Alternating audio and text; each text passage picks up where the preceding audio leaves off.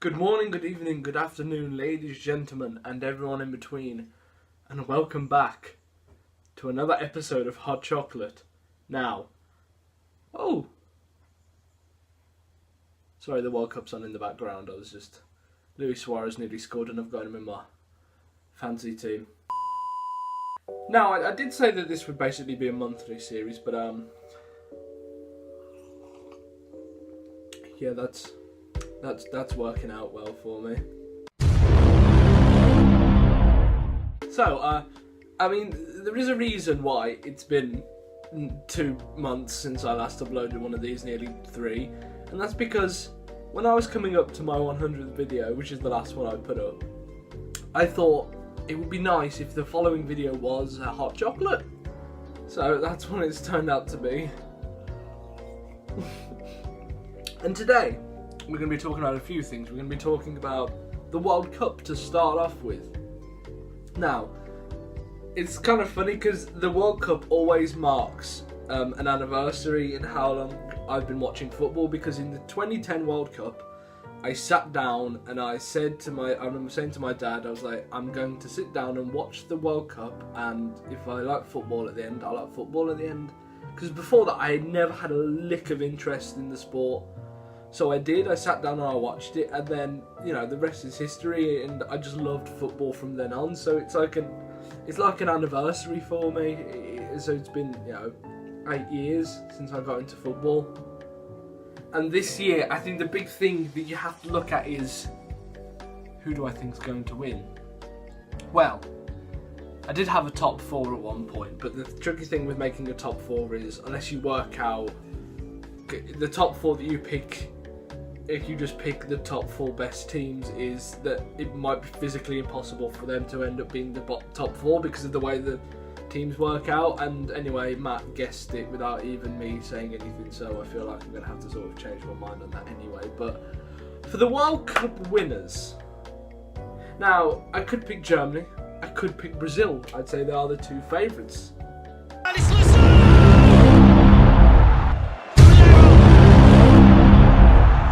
But I'm not going to. I'm going to say we're going to have a France-Argentina final.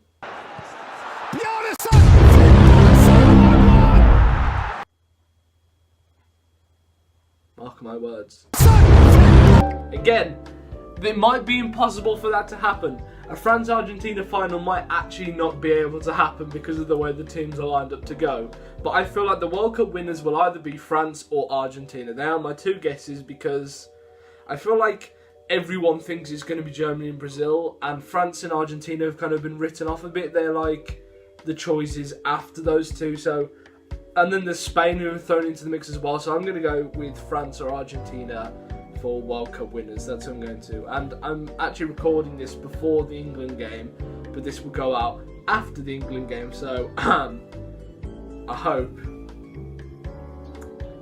that all goes well. On the theme of the World Cup, I just wanted to talk about something from my childhood. Well, after 20, I was 12 in 2010. So yeah, childhood. But there's this place that we go on holiday every October and have been for as long as I can remember now, called Bude, and it is in Cornwall.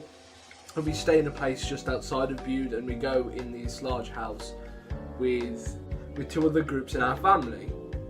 And in 2012, I think it was, me and my cousin started this thing called the Bude World Cup, and it was just something to pass the time in the back garden. We'd have a kick around, and we gave teams, and I think it was like a last 16. We started in the last 16, and I think Nigeria won it in the end. Why am I pretending like I don't know? Nigeria won it in the end. And it's such a shame because we actually recorded bits from that. We recorded a few of the matches. And I just so wish that I had any idea where that footage ended up. It was recorded on a phone, but I don't think that phone actually exists anymore. I think the footage is completely gone. I would love to have inserted some now, but I think that footage is completely gone, so that's a shame. But this Bude World Cup thing kind of grew and grew and grew and grew, and we got more like efficient with it. We did qualifiers. We got more efficient. I have proper like documentation of like each World Cup tournament and things like that. And 6 years. 6 years, yeah, 6 years. On last year was how we've been doing it for 6 years. Just this little competition that started out that we kind of got more serious with, and it was kind of part of the whole Bude experience. Here is my record in the competition. Bear in mind there are 2 of us, but here is my record. Out of the 6 finals, I've won once. Bearing in mind there's only 2 of us. And I kind of wanted to talk to it because I suppose there is a little bit of a doubt whether it will happen this year, because cousin in question will be going to university, and whether he can get the time off to come on the Bude holiday, which means without him we can't do the tournament, and I wouldn't do the tournament without him, kind of thing, because it was me and him. Well, technically me, him, and another. But no, it was me and him, and we started it, and it would be 6 years is a good amount of time, and it finished well if we can't do it again. And it's just a nice memory to look back on, the Bude World Cup, We'd get back from our day out, wherever we go, and then we'd go straight into the back garden, we'd get all the stuff ready, and then 2 minutes 50 a half, I think it was, or 2 minutes a half, or 1 minute 30 a half. I can't quite remember. And then, yeah, we played the game. It was very serious. It was a very serious thing. But yeah, good memories, man. Good memories. Here's going to my other love. This is vodka, by the way. Going to my other love, Doctor Who. I'm actually going to be starring in a audio adventure soon. It was meant to be released 3 days ago, but there was a bit of a complication with some of the recordings coming in and that kind of thing, so it's not actually out yet. And even if it was out, I don't really know how much I would have been able to put in this anyway, and at this point I'm too afraid to ask. So I can give you the coming soon trailer and see if you can spot my voice in it. Next time on the 12th Doctor Adventures. What do you say to some proper history? The Siege of Paris, the Treaty of Constantinople, blah blah blah. Diligence? Pah! 'Tis a disposition best left in the schoolroom. A place in which I am sure thy tutor does weep. Justice. Temporal intervention must be punished. The guests of Middlefront House by Island Francais, which means whoever he is wrong. That man is a ghost. A thing to wear clothes and eat food.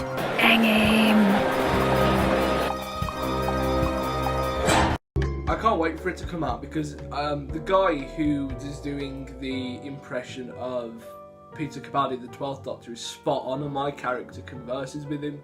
So it's going to be so weird to hear me talking to that character, and it should be a lot of fun to listen to. So follow me on my social medias, and when that actually comes out, I'll put the link all over for the episode to download. Hi, I'm just jumping in. Oh, that was a weird way of saying hi. Hi. Hi. Anyway, sorry, going off track. Just quickly jumping in, I didn't actually really talk much about the story itself. You got a bit of a preview there with the trailer, but I didn't actually tell you much about what the episode is about, so I'm just going to quickly read the synopsis here. The Doctor wants to take Antonia somewhere special, to show her that history isn't just a list of massacres, so he takes her to one of his old favourite destinations, the Globe Theatre, Elizabethan England. With Shakespeare busy writing a new play, the latest sensation at the Globe is literary genius Alan Francie. Everyone loves his plays, so why haven't the time travellers heard of him? In this, I will be playing the character of the agent, or as it says on the thing here, agent, but I am the agent.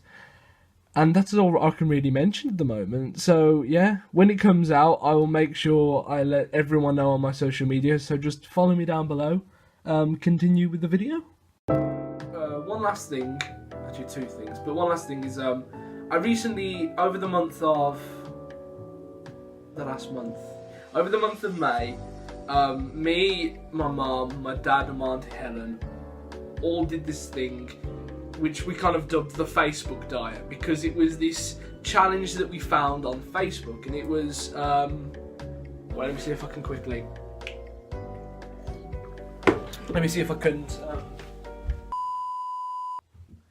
forget that, I'm not taking the time to look, but okay, if I can remember clearly in my head, it was like you couldn't eat, you couldn't have fast food, no potato, can't fry food, no crisps, chocolate, sweets, cake, biscuits, fizzy drinks, and there was a few others. I can't remember them for the life of me. But you weren't allowed to consume it was basically like cutting out unhealthy food, and we did that over the month of May, and it was quite easy actually. I found it quite easy. The hardest thing was to cut potato out of, because I mean, potato's not as unhealthy. It's not too bad. And that was the hardest thing. I didn't miss the crisps with chocolate and stuff as much as I thought I would. Also part of the reason I couldn't do a hot chocolate episode, because, I mean, I can consume chocolate, so. But I went from 12 stone 3 to 11 stone.